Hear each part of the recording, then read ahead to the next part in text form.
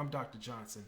Please support everything I do. I need it. I'm going to earn it. I'm going to earn your support. Behavioral health services for persons with intellectual and developmental disability. Intellectual and developmental disabilities, abbreviated IDDs, are disorders that usually present at birth, and they can adversely impact an individual's trajectory in the realm of physical health, intellectual health, and emotional health.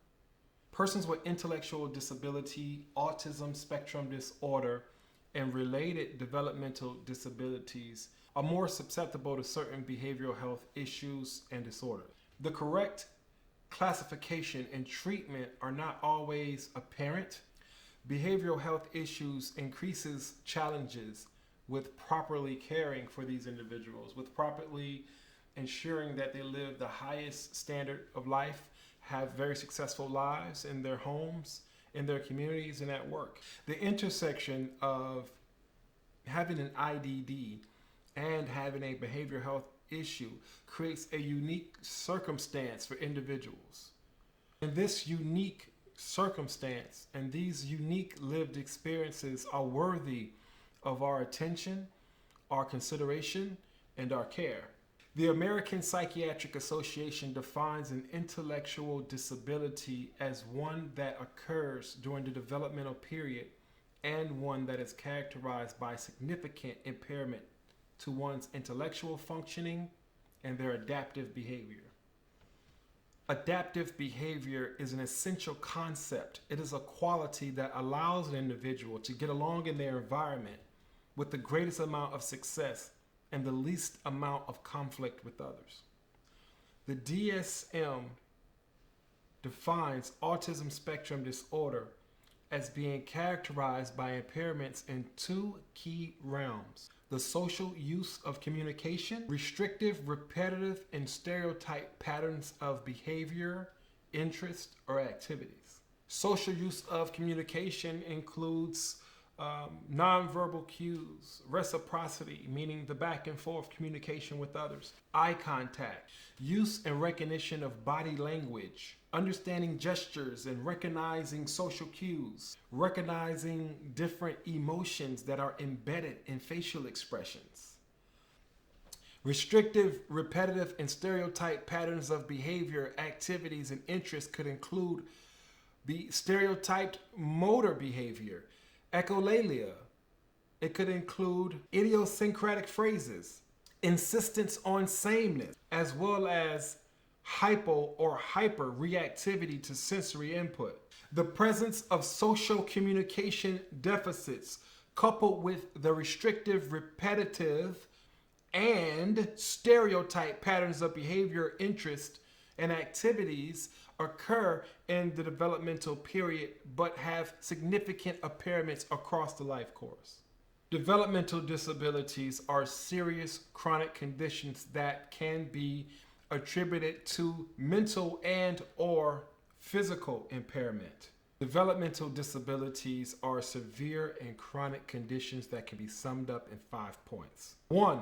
Attributed to mental and or physical impairment. 2. Manifested before the individual turns the age of 22. 3. Is likely to continue indefinitely. 4. Results in substantial functional limitation in 3 or more major life areas. These areas include self-care, receptive and responsive language, learning, mobility, self-direction, the ability to live independently, and the ability for economic sufficiency. 5. Reflects the individual's need for a combination of service. A need for a combination of special, integrated, interdisciplinary, individualized support, or other forms of assistance that are lifelong or of an extended duration and are individually planned and coordinated. It is important to note that intellectual and developmental disabilities may or may not overlap. Prenatal risk factors for intellectual and developmental disabilities could be some genetic or chromosomal or metabolic disorder. It could be exposure to a traumatic event or a traumatic injury that adversely impacts fetus development, or it could be exposure to some toxin. Perinatal risk factors include anoxia, infection, or trauma. Now, anoxia is simply, if you break it down into two root words, there are a and ox. Ox, not referring to the animal or Paul Bunyan, but referring to the chemical element of oxygen that we all need to breathe. A, the prefix simply means without. So anox, without oxygen. So anoxia is without oxygen, a severe form of hypoxia. So these are the risk factors in the perinatal phase. But in the postnatal phase, sensory deprivation, nutritional deficiencies, postnatal environmental exposures to poisons and toxins such as lead in the water in Flint, Michigan, etc., trauma, infection, or brain injury. People with IDDs are 3 to 4 times as likely to have a behavioral health disorder or some behavioral health issues. Problem behaviors are the most common reason for institutionalization, removal from family and community, and exclusion from activities. Problem behaviors are the main justification for marginalizing and excluding folks with IDDs from inclusion into their communities and their groups. Problem behaviors such as aggression, self-injury, property destruction, and tantrums are the most common. Children with autism spectrum disorder are 6 times more likely to be hospitalized in a psychiatric unit than other children. While the prevalence of illicit drug and alcohol use is relatively low among folks with IDDs, their risk of having a substance-related issue is relatively high. Unfortunately, there are very few substance misuse treatment programs available to folks with IDDs, and these folks typically avoid or quickly fall out or drop out of treatment programs for numerous reasons. One of the most important things that folks with able-bodied privilege can do is empower folks with IDDs. We should all know the term customized employment, and every business entrepreneur, every business owner should embrace this concept of customized employment. Customized employment is competitive integrated employment for folks with IDDs and severe disabilities. It is designed to meet the specific needs of the individual person with IDDs as well as the business needs of the employer. And it is operationalized through flexible strategies. The interview, the business process was not built for folks with IDDs. So we must accommodate. We must be more inclusive. Business owners and in the community and corporations at large should embrace the concept of customized employment, but also allow for visual resumes. The visual resume simply uses visual images, video, etc. to convey that individual applicant's strengths, passions, skills, experience, instead of or in place of communicating in a standard platform that may not be sufficient for someone who may or may not have communication deficits. All of us, whether we're connected to individuals with IDDs or not, all of us with able-bodied privilege, we have a obligation to support the self-advocacy movement for folks with IDDs. It's a very powerful, very heartbreaking, very inspiring movement. It is a civil rights movement that everyone can get behind. It embraces self-determination, a strong emphasis on an individual's ability to control their own lives.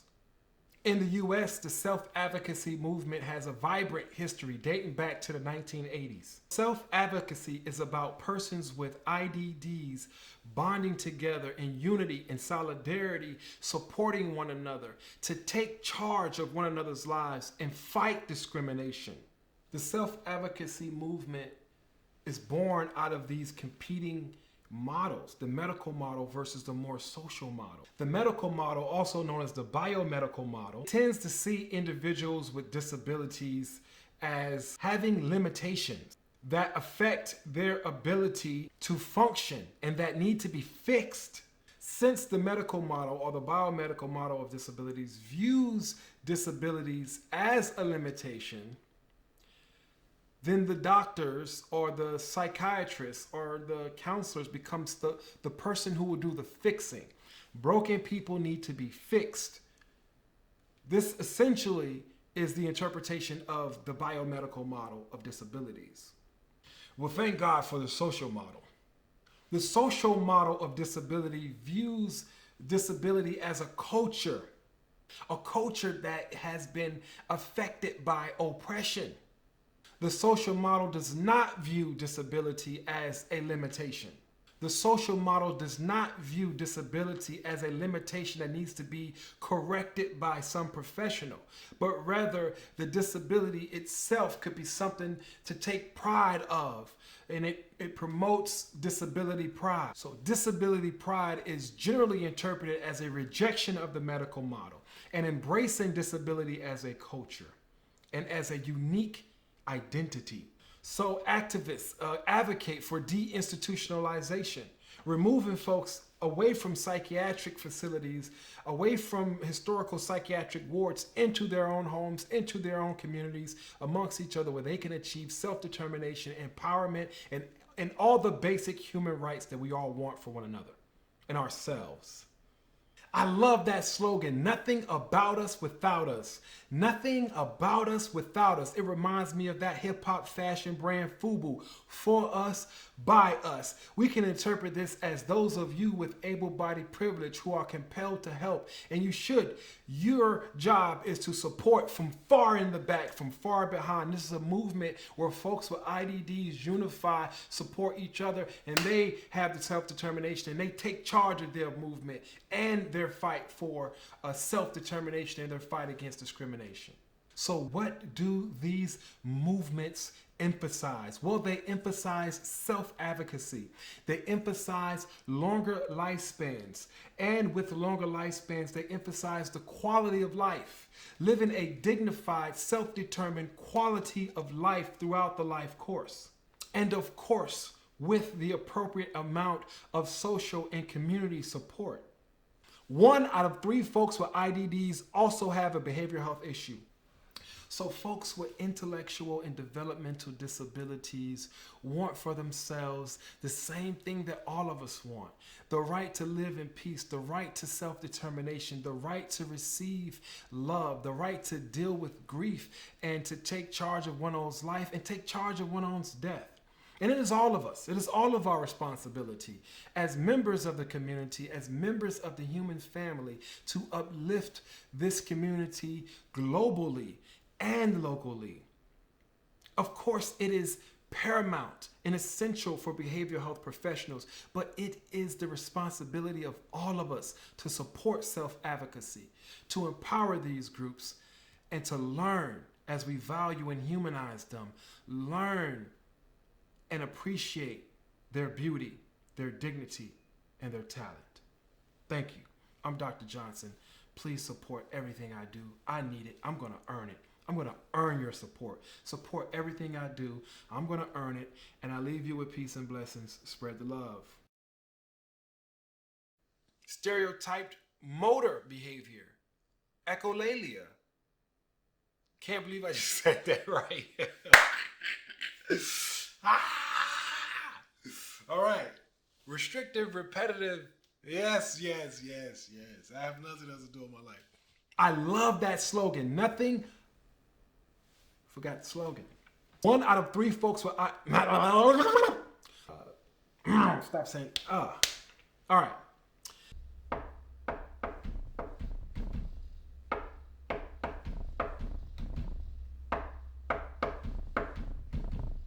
Told you I